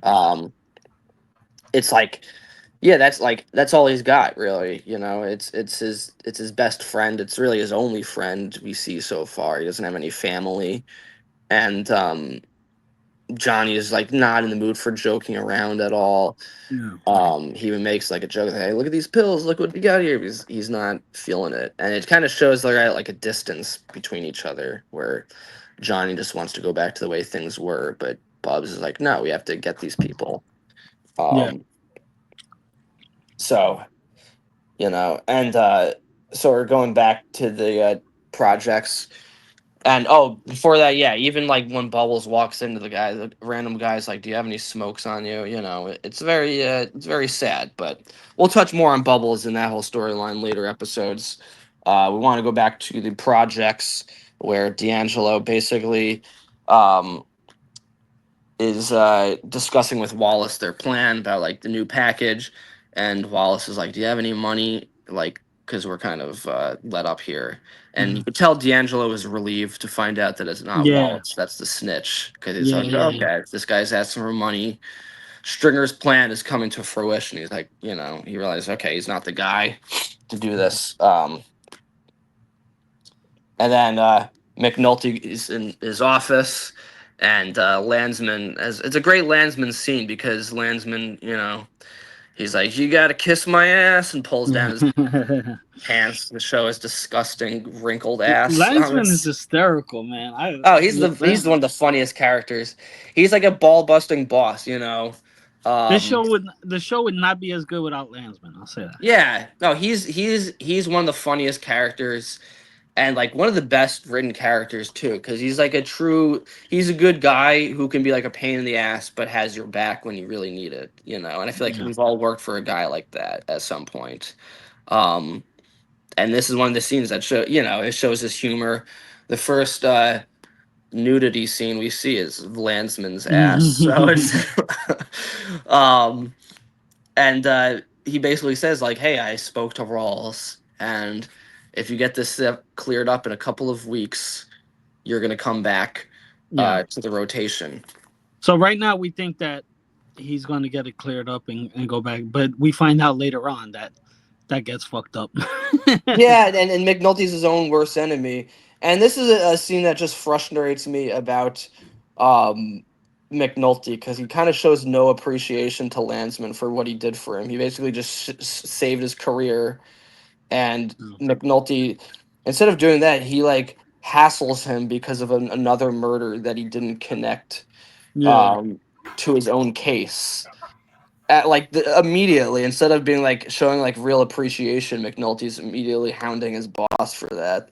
Um, he's like, "I'm trying to work my own murders," and like McNulty's, he doesn't care, you know. Um, okay, so now we're going to investigate it, and they're talking to one of the women that knew the woman that was murdered in the last episode, and I will say this: out of all the acting in the show, that this was not one of the better actresses, I thought, in this one scene, where she's talking to about how she knew Shantae, the woman who was murdered by D'Angelo, and she basically repeated what D'Angelo told Bodie, Pooh, and Wallace in the previous episode, that she was one of Avon's girls, but got jealous and started talking all this shit about them, and was basically like, that was the reason she was killed. And Yeah. oh, sorry, Deirdre is the one who was killed or supposedly killed by D'Angelo, and Yeah. basically corroborates their story to that. And now they realize they're onto something here. Mm-hmm. And she asked them too, "Were you all followed? Like, is Yeah, the Avon organization so feared that you think that they would send they would send somebody to follow the cops, like kind of thing?" yeah, Like, that's it shows they're terrifying. Yeah, you're right. Like, what? Were y'all followed? Man, we are homicide detectives. What do you yeah, mean? We follow, like, what? I said it before. I think like people underestimate the. I mean, people like Marlowe was so fierce. Marlowe was this. Barksdale was the same. We just, yeah. the difference is we just saw a little bit of more sensitivity from Avon, more human side.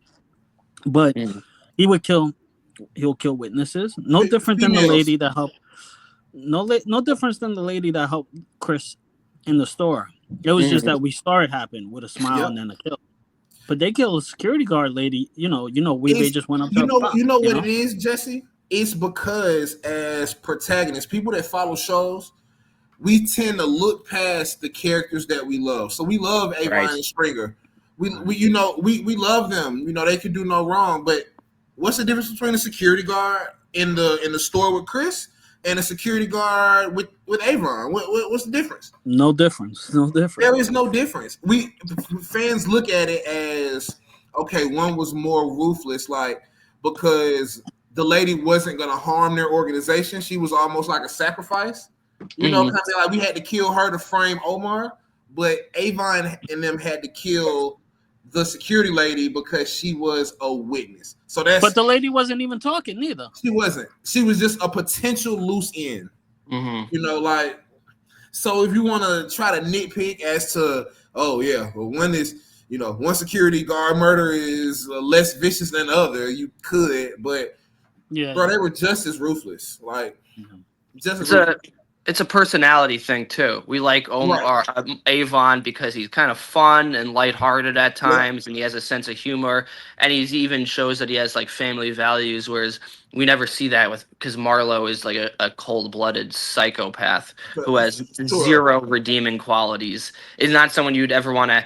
Avon almost comes off as someone like you'd want to have a beer with at times, like someone that would be like fun to hang out with. Whereas Marlowe, Not there's Marlo. just none of that. There's no and it is true. It's like we tend to sympathize with some characters that are just as bad. We mentioned like Breaking Bad in the previous episode, so Oh, how like, we love Walt, but we hate Todd. You know what I right. mean? But it's like they're just as bad, but one is more likable than the other. Or in The Sopranos, we hate Richie, but we like Tony, and it's like they're just as and it is like a personality. It's just like we naturally gravitate towards people that have a more of a likable, affable charm to them, That's a Yeah. even if great what they're doing is comparison evil. to the Todd and the Walter White. That's a great. That's great. That's great. That's a good. That's a Yeah. good one there, Jack, for sure. Yeah, we tend to like people that are more just kind of charming and affable. So then we're back in the strip club, and this is the first time we really have like an Orlando moment, and D'Angelo and Orlando are both complaining Mhm. that their uncle is not paying them enough money, and Orlando is basically saying he's like, I don't get a percentage, I'm just the front man. And Yep. it's like, Orlando, you fucking idiot, because if you were just accept your role, you're living fine, you're not poor, you make a lot of money, you own a very popular nightclub, but he still just wants that extra money, you know what I mean? And it's like that's kind of foreshadows what happens to him in the later episodes. It's the um power. It's the power aspect of it. Like everybody wants that position until it's time. yeah. Time to put other people in a position to win, and you really got to lead. Also, too, the strip club is such a big. It's such a big part of Avon and Stringer's like assets and stuff like that. But it's just one of many. Like Yeah. they have, and they touch on that when they're kind of scoping out the strip club. And McNulty mentions it. Like Avon Yeah, and they have a Stringers funeral they got a home. bunch of assets. Like Mhm. we are not just dealing drugs here. Like this money is getting washed so many different legitimate ways. Where I mean, it's they kind of were going to where they could have been untouchable if not for the murders and stuff like kind of thing. Like because they had the business aspect of it completely taken care of. Like. Mhm. Oh yeah, and it's like Orlando doesn't appreciate how important his role is. Being the front man, that's like one of the most important roles in the organization Yep, because you for need sure. somebody to show the police, to show the investigators, no, this is an honest building. And it's Yep. like but it's such like a macho ego thing. He's like, I want to be a gangster too. It's like, but your role is just invaluable. It's Just incredibly chill. important. Just You're chill. the guy. You're the face Chill. of the organization. Just chill, man. Yeah, just be that guy, and it's like you own a popular nightclub. It's like I would have done that, if I was. I would think like that's a good role to have. And he's complaining, and then D'Angelo is also complaining that he's not making enough money. It's they're a couple of whiny kids, and Yep. that's why I find D'Angelo so fascinating as a character, because he has these contradictions, but that's what makes him like relatable in a Yeah. way. And he's basically complaining that he's not getting a piece of that, and they're saying like, "Hey, Stinkum's getting a piece of the action when he's about to run this other part," but they don't realize like Stinkum's higher up. He's been working longer than Yep. D'Angelo has. Yep. He's older. He's gone up, so it's like D'Angelo is so entitled. He thinks because he's Avon's nephew, he should run A that nepo baby. corner. True Uh, nepo baby. yeah. Oh yeah. Just constantly whining. Um, and then so we have that meeting with what's the name of the stripper who's the beautiful Charlene. Charlene, right? Mhm. And there's a customer who's complaining that like, hey, they stole my money, and he starts getting aggressive. Orlando throws him out. It turns out he was right. Actually, she was stealing his money. Like, Right. and it's such brilliant writing. It's just another example, because any other show would show like, hey, this guy's just some asshole, unruly customer. But this one's like, hey, actually, this guy has a point. Like, he might be a dick, but he is getting robbed by this woman, and Hand over fist too. Like he said, I think I tallied up when I was rewatching last night. He said $170 or yeah, something like that he had spent. he was like, he has every right to be pissed off. He's like, wow, they're just robbing my pot, like, and she was doing that. Yeah. And then he says like, uh, he's like, why would you give that back? And he's like, well, that was kind of, he had a point, and she's kind of like the same way, she has like, that's one thing I love about it, is everyone is like kind of, there's two sides to them, you know what I mean? And it shows like the moral sides constantly contradicting with like their nature of like stealing and everything. And then D'Angelo is like, "Can I get you a drink sometime?" And she's like, "I don't really see guys outside of here." And he basically makes the point of like, "Well, I'm not just some random customer. I'm Mm-hmm. the nephew of the person that owns this place." Mm-hmm. Um, Needless to say, they're being watched outside by McNulty and Daniels and Greg. Okay, so Daniels in two scenes, not one. But Okay. McNulty, Daniels, and Greg's, and he's discussing. He's like, we found all these properties that are owned by them. He's like, we have a club.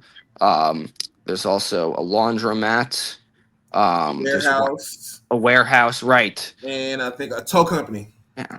Yes, a towing company, and then they realize like this will be great for the invested, like the higher up, because they love asset forfeiture. It shows like they can actually put some real energy into this case, because if the people on top realizes like, hey, there's all these properties that can be seized, it looks better for them. It's like, it's not just getting people off the streets, it's shutting down illegal businesses, Yeah. which would work, they realize like this could actually be better in terms of getting a real wiretap. um and they talk about Omar's crew, and they say, um, what's his face, John Bailey, he gets killed off screen, which I Mhm. thought was brilliant. Also, it shows like in between scenes of showing John Bailey, we find out that he was killed by Stinkum and his crew, Yeah. uh, which I thought was, 39 casings. I took that note down. 39 yeah, casings. They like, shot the shit out of him. Okay. yeah, he's Kevlar vested and hold, Um, yeah, I thought that was great how it was just done without us seeing that. It's like, nope, he's killed, and it comes as such a surprise too. Um, and then it shows Omar and Johnny basically going out to commit another robbery, and and it shows the way they prepare for it is kind of the same way of like SWAT cops do that. It's getting so prepared with everything. Um, Also, to that scene. Omar and Brandon. Yeah, that's what I'm Omar about and to say. Brandon, I was about yeah. to touch on that. Yeah. Oh, sorry, I said Johnny. Yeah, my bad. Brandon, Omar and Brandon. That scene I in do like the 2001 or 2002, them kissing on screen, like that was something that was unprecedentedly Yeah, not yeah. touched on at that time. Like that scene was so impactful, I think like Oz did it I think Oz was before The Wire, so Oz did it, and it was A still a little bit. punch card. I never finished Eyes, but I heard it was way more graphic. Oh, Oz Yeah. was a lot more graphic, I heard a lot but of yeah, people don't even like Eyes because of how yeah. You got graphic it kind of touched Yeah. on that. But yeah, you know, But this is more Oz was real. pretty graphic. yeah, Whatchamacallit? Yeah. So, but in terms, yeah, you're right. It wasn't. It wasn't that much. It wasn't that done that setting. much. Yeah. And Even yeah, shows like in TV, like oh yeah. Well, even shows like Will and Grace, which had gay people on, they didn't show them kissing. kiss. Yep, You yep. That's know, facts. That's a good. That's you're right. You're right. Damn. this one Well, was real and more real. Yeah. I think it was like the target audience too. Like where it's like we're talking about like gangsters, and we're talking about a drug robber, and we're Mhm. making him gay. You know Yeah, what I you Yeah. know, mean? it's The yeah, most badass character in the whole show, and it's Yeah, like another layer to him. yeah. yeah, I thought it was great. Yeah, very progressive, especially for the time. Now we're back to the dungeon. Well, I'll just Hmm. call it where they work. And Presbo is so happy. He's such a geek in this episode. It's great. I kind of love that aspect of him because he's doing like a word search. And he's like, I beeped you guys, and he explains the code of the specific yeah. numbers on the telephone pad, and you just cross the number. And when he explains it, he's like, "Yeah, it's a code." And he's like, "This is how they're able to figure out because it's not that complex of a code. It's just complex enough for them to use, Right. but not too complex for like the lower level players to figure out." Hmm. Yeah, Um, yeah. He's like, these Joes on the street, but it was a pretty well coded code. Like, For sure. it yeah. took you guys a while to figure it out. Right. Oh, definitely. No, I'm not. It was a very complicated for them, but it made sense that they used that one. That it was like for people that don't like aren't great with. He even explains he's like if this involved math or algebra, they wouldn't be able to They won't be figure able it to do out. it. But here Yeah. it's just like you just cross the numbers. You cross the And clock. also too, So just the the code scene is you transition. hop What were to you gonna say? five. I was gonna say too, the scene transition from Omar and Brandon kissing to when they crack the code. McNulty kisses Prez. Yeah. Oh, that's a Yeah, great point. Yeah. Yeah, and then the scenes right yeah, after each other, like just yeah. another So Presbo, you phenomenal little genius. aspect. Yeah, another genius of the show. I just little stuff like that. Oh, I yeah. catch, and I'm like, man, it's so well thought out. It's unbelievable. I Presbo wonder if says that like was you kind little of done on genius. purpose in the sense of like, if you have a problem with Omar kissing a guy because it's an intimate way, we'll do Mhm. McNulty doing one like as a friendly way. I don't know, maybe, right? Very interesting point. There's a lot of scenes that transition in The Wire kind of like that, where it's like, Mm. one scene precedes the other, very similar elements. That is I never thought about it that deep until now. You're Yeah. probably right, Jesse. Like, that's very interesting, What's the parallels? Yeah. And there's so many parallels. Like my parents have been watching our podcast and they noticed that like in one of the previous episodes, Daniel says to McNulty like sit your ass down, and that happens the scene after where Avon says the same thing to D'Angelo, sit your ass down. So it has Yep. those like Yep. constant parallels. But yeah, I love that little scene because it shows like they're regaining respect for Presbeluski too Yep. after what So, they did. They were treating him like a pariah, and now they're seeing like maybe this guy has real value as a cop. He's not just some asshole. He actually is smart. so Um, this is a big moment here. Prez cracks the code. yeah, Mhm. and I think it's great. I love the little how they explain it too. It makes sense how they were able to figure that out. Um, so then here's an interesting scene, like a real Avon human moment. This is where the quote comes in, where Avon is showing D'Angelo into the psychiatric ward of their uncle. And it's very dark because we see this place. It's a very rundown psychiatric ward. Mhm. And D'Angelo is a little intimidated. And Mhm. Avon's more depressed. And it's because it's intimidating to anybody. Anyone who's had to visit a psychiatric ward, it's a very unpleasant experience, especially seeing somebody you love in there. And Avon has a great. We see his uncle, and Avon says like, "Are you scared?" And D'Angelo's like, "No." And Avon just says like, "I'm scared. This guy Yeah. scares me." And Mhm. he's able to open up, and the brilliance of that scene is him basically explaining the quote of the episode, which is hold on, A little, sorry, little Be a slow. little slow, be a little late. be a little slow, be a little late. He's like, and it's showing like you can't fuck up in this job because if you do that, you'll get caught. But he says like, how is that going to happen? How can you never be a little slow, be a little Mhm. late? He's like, we're human beings, we make mistakes. Yeah, Yeah, so he's, it's almost like, what they say, you choose this lifestyle, it's two ways, right? Jail or Mhm. death, right? mhm. That's what I always heard growing up, right? If you go the bad guy route, jail or death, right? I Mhm. mean, there's people that make it out of it, but for the most part, it's you live a life where it's really jail or death, or always paranoid about it. Yeah. And, Like, and just speaking about that paranoia too, Jesse, the notes that I took on this scene from, just Avon, he tells D'Angelo, we can't show any of this legitimate money yet, in terms of them getting the uncle better care or, stuff like that. Like he's still extremely, they're making a lot of moves, but they still can't even reap the fruits of their labor yet. Like Mhm. that scene it's very chilling. Like before Yeah. they walk to the uncle and you see it flashes to somebody else, another patient, and I mean you just hear him screaming. Like it's a very chilling scene. And Avon is very humble. He's like, if he was dead, I'd be better. I could deal with it. Kind of. Right. If he was dead, it wouldn't be so bad. You yeah, know, but it's a very humbling moment, and it shows Avon in a different light than we probably are used to so far. sure. Yeah. This It's was like like. Tony seeing Uncle June, Mhm.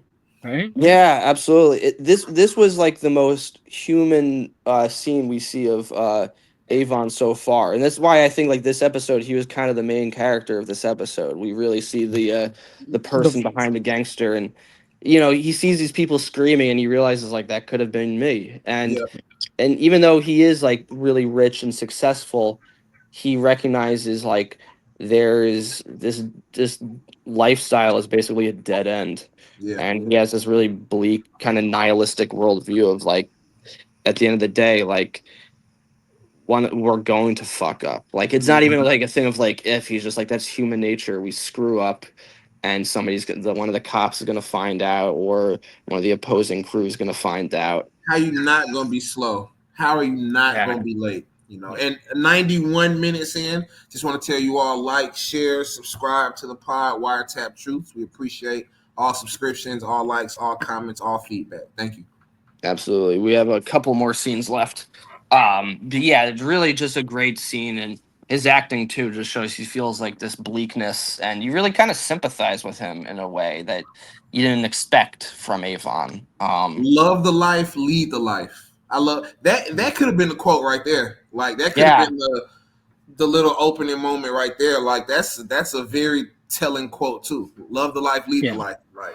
For this one, I think they chose the perfect. oh, They yeah. did. No, for sure. For sure. For sure. But also And love the life, lead life. It's showing his worldview. He's like because he's like your time is limited here. mm-hmm. So he's like you have to enjoy it while you Yep. can. And I think that's the difference between the Barksdale crew and the Stanford crew, is that it does seem like Avon has fun a lot of the times, or like he's he has a life outside of being this drug kingpin. He seems to like enjoy it while he can because he knows that eventually his luck is gonna run out. Yeah. And that yeah, so that was like I love that scene. I think that was probably the best scene in the episode. Really shows who he is as a character. Um, so a small couple of scenes before we get to the main ending, we just see Freeman explain to Daniels, and it's great that it's from Freeman. He's like, "Look, we need." He's like, "I know you're all about chasing the climbing the ladder, and it gets slippery as it gets, but." He's like, we need a wiretap. And it's great it came from Freeman because it comes from like an Right. older, wiser guy. If it came from McNulty, or Greg's Daniels would just roll his eyes and like get back to work. But it comes from a guy who's like has nothing to lose. He's been around the street. He knows the game, and he's like, "Look, I know what you're about, but I'm telling you, this needs a real wire." And I I don't think want to go to no dance unless I can rub some titties. that I Okay. love that line. Yeah, It's so full of these great one-liners, you know. And I think that actually gets to Daniels, where he actually understands, like, okay, maybe you're right, you know. Yeah. Like if it's coming from him, it makes sense. Um, and then McNulty is just sitting in his makeshift kid's bed, his bedroom. No, he's knocking on Elena's door, and Yeah. they're not there. He lets himself in, and he's in his kid's bedroom, and you sympathize with McNulty because he sees like this kid's childhood that he's not there for fully, you know, and it shows like he's kind of sad of. So that scene, he's at the end when he's looking there sad. He's in Elena's house. Yeah, because they have like the bunk bed all set up. I think Yeah, he's yeah. there to like pick up his kids for the weekends. Oh, because I took down a note. I was like, I wasn't sure like if that was showing him going to the house, they weren't there, and then it transitions to the stuff that he did for them at his house, and he's sad that they're not there. But he's in Elena's house. In that Yeah, scene. because they have all the posters and all that stuff. Like, you know, they have like a full. I took a couple of notes. They have like a Bop It, you know, and it's, I don't know, it reminded me of like my own childhood. Like they have the same toys I grew up with. Because this is 2002, you know, that's when I Yeah. was a kid also. Um, but you know, it's a real humbling moment because you see him. He's like he wishes that he was there for his kids more, you know, um, which he will be in the later seasons. But that was a great McNulty scene. You feel how he's feeling without even needing dialogue. Um, so then, okay, McNulty and Greg's are chasing down Omar and Brandon. We're not chasing him down; they're just following him. And Omar just lets himself out, and we see McNulty has real respect for Omar, and he says like, you know, he basically offers like, hey, if you can work for us, give us some information about the Barksdale crew. We have an enemy in common. And Omar says like, snitching's just not for me. And McNulty says like, I get that, I respect that. Like he genuinely does respect that he is a code, but he's like, if you ever change your mind. And then he mentions He mentions his um, brother. yeah, he mentions his brother that he knew back in the day, and then Omar in return develops some respect. He's like, okay, you're a real cop that is, you know, you're taking notes. You know the streets as well as I do. They're just two sides of the same coin, you know. And then the last scene. So also on that scene, real quick, Yeah. they said, you know, he goes, they lit up Bailey, right? And that's when, Yes. and then you see Brandon's face, like, what? Oh my god! Right. He And got, Omar doesn't flinch, right? Omar's like, oh, he got enough enemies. Omar, yeah. he knows how to keep He up didn't with them. think Avon. He didn't think Avon. I don't know if he didn't think Avon I don't know. or if he was saying that to save face. Like, oh yeah, that could have been anybody. He got a bunch of enemies, but in his head, he knows that it's Avon. When he was talking to them, he mentioned to Kima, like they were asking, you know, well, when Bailey got lit up, you know, you must have knew it was Avon. He said, Bailey, please, that man, enemies got enemies. Yeah, yeah. Like, he wasn't when this is after Brandon got killed. He wasn't thinking it was Avon. I don't think at first, and then he also acknowledges to them like, hey, look, you all been sitting on my van this long, you know. I'm watching you all watch me.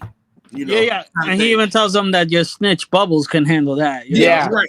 You're right. You know, But he gives them the clue. He said, "Word is that the bird got the early man." You know. yeah, he killed. Yeah. So It's like, what bird? What early? You know, he's like, ask Bubble. Everyone knows Bird. Yeah. But yeah, no, it's a great point because they use like Bailey's death as like trying to motivate Omar to help them out.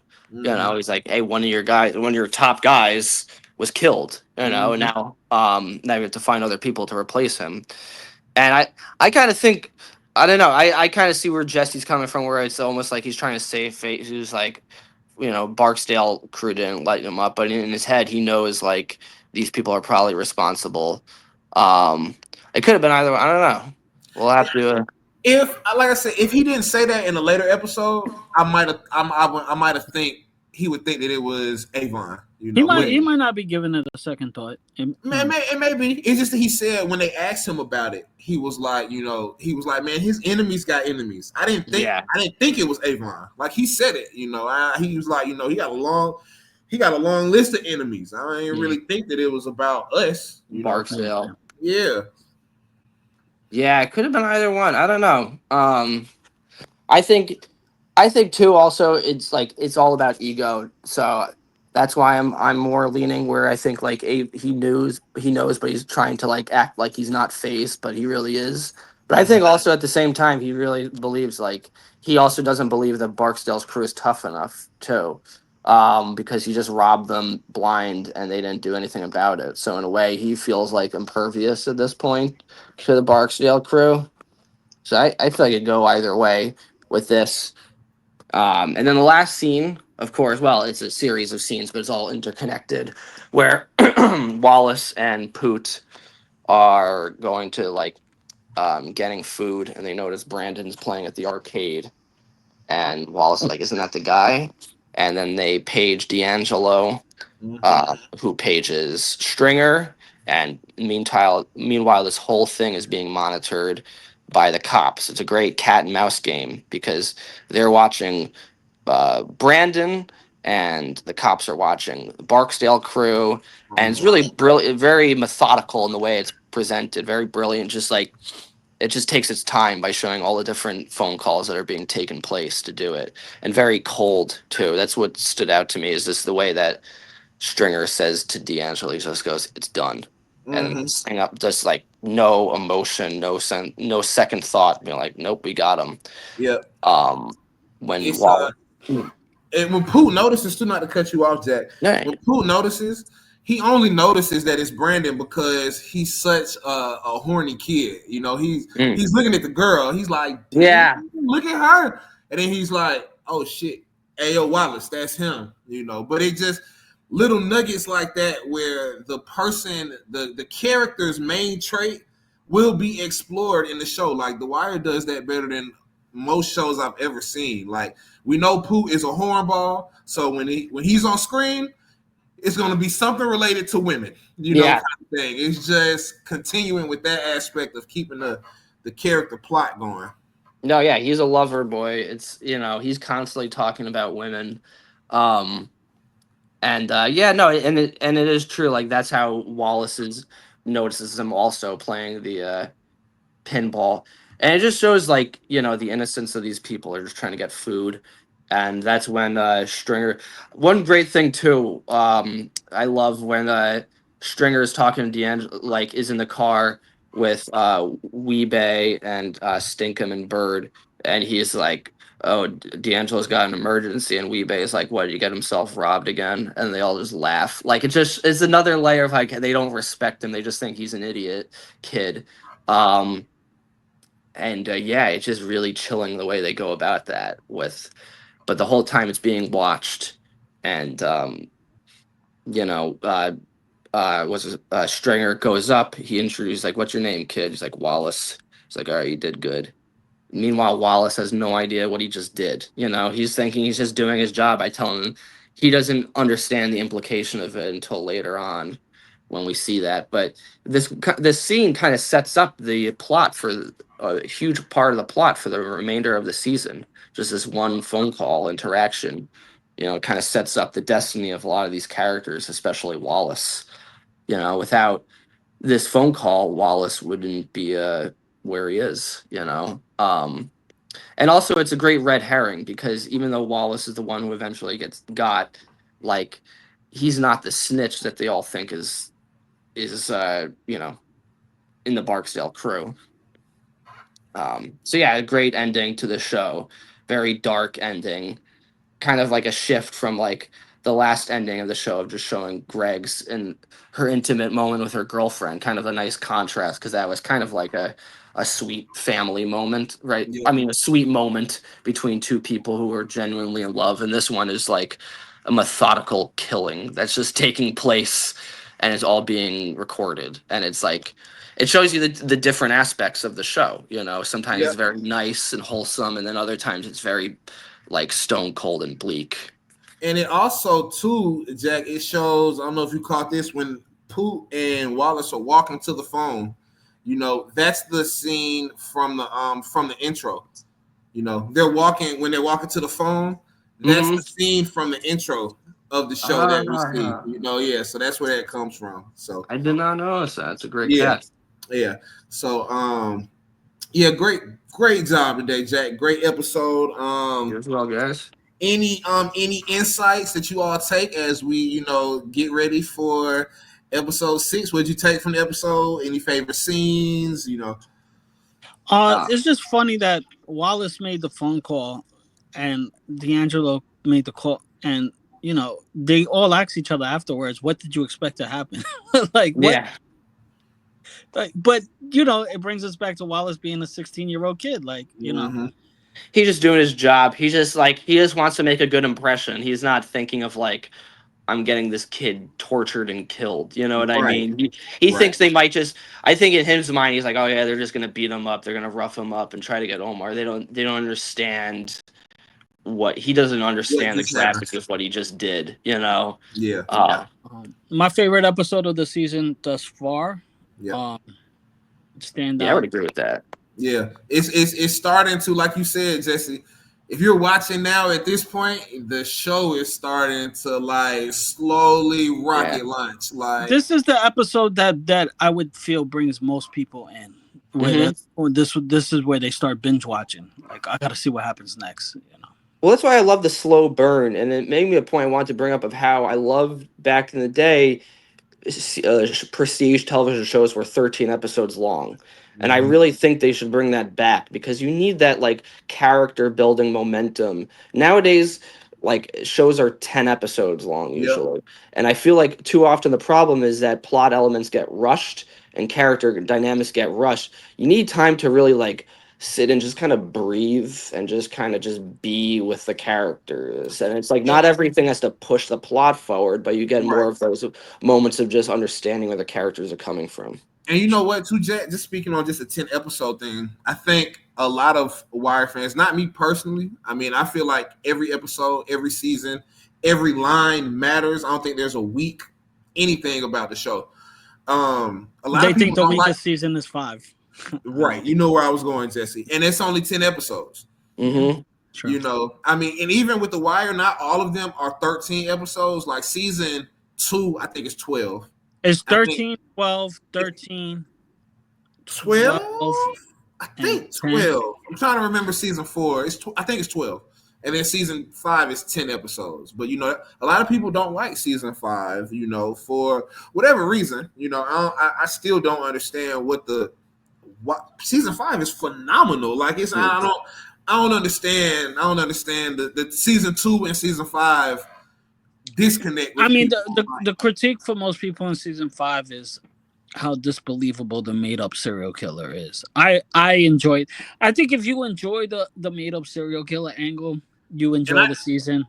I loved it. I mean, I used to really be into like true crime stuff, like serial killer stuff, like how they, their dynamic, their mind and stuff like that. Like the BTK killer and stuff like that, how he would send videos to the cops and stuff like that. So I could relate from just being a fan of crime stuff, Yeah, like, I liked it. I'm just saying, I think that was most people's problem with it.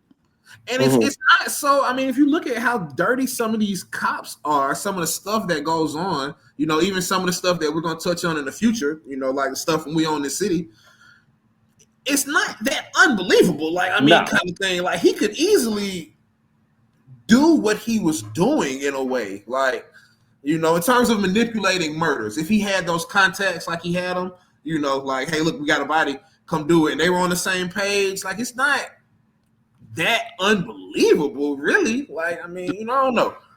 Yeah, I think for me too, what's great about it is it shows the hypocrisy of how people care about stuff. Whereas like they care more about a sensationalist serial killer than they do like the actual crime that occurs every single day. Right. I love season 5 though, but yeah, me too. But But great show, team. Definitely another phenomenal episode from you all. Next week we are going to look to have our pod on a few different platforms. We were just trying to figure out which ones we wanted to put it out on first, other than YouTube.